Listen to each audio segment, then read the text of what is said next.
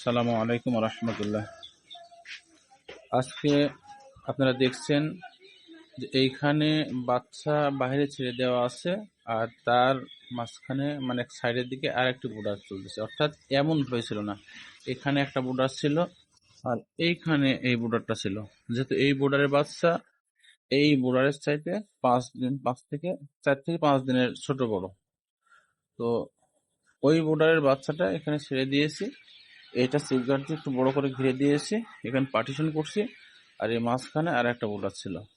যেহেতু আমি এভাবে রেখেছি এজন্যই যে যেমন আজকে এটা ছেড়ে দিব বলতে গেলে এর মধ্যে ছেড়ে দিব। এই 4 দিনের যে বাচ্চাটা আপনার এটা কম বয়স, এর মধ্যে এখন এখন ছেড়ে দেবো, তাতে সমস্যা হবে না।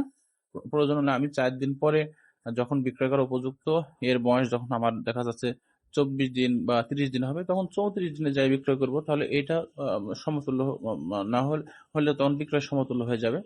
তো এখন এই চিক গার্ডটা উঠাই ফেললে দেখবেন, এটা উঠে ফেলার সঙ্গে সঙ্গে এই যে দেখুন, এখন আমি চিক গার্ডটা এখান থেকে উঠে ফেলবো। এই যে এই যে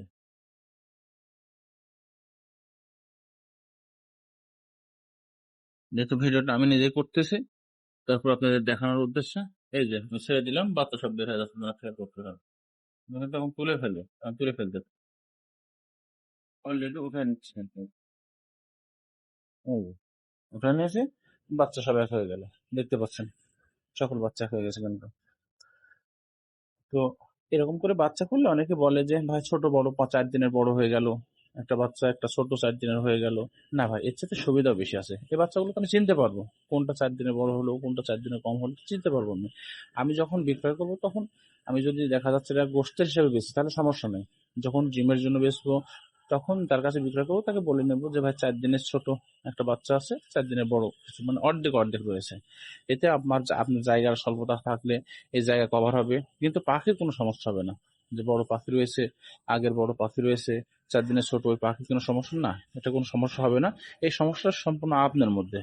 যেমন বিশেষ করে পাখির জায়গাগুলা কেমন ভাবে করতে হবে, কতটুকু পর্যন্ত করতে হবে, কিভাবে দিতে হবে, কি পর্যায়ে, এটা বুদ্ধি খাটায় আপনাকে কাজ করতে হবে। আর যে কাজটা দেখলেন, এটা আমি অনেকবার করছি, এতে কোনো সমস্যা হবে না।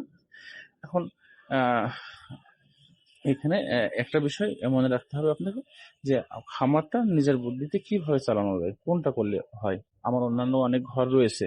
এখন এই যে যেহেতু বোর্ডারে বাচ্চাই ছিল 300টার মতো, এটা ছিল 300টার মতো, ছাড়া ছিল ওরকম প্রায় 250টার মতো।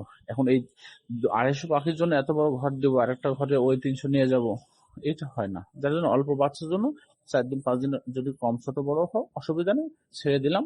4 দিন পর অতিরিক্ত করে আমি তখন বিক্রয় করবো। আসসালামু আলাইকুম রহমতুল্লাহ।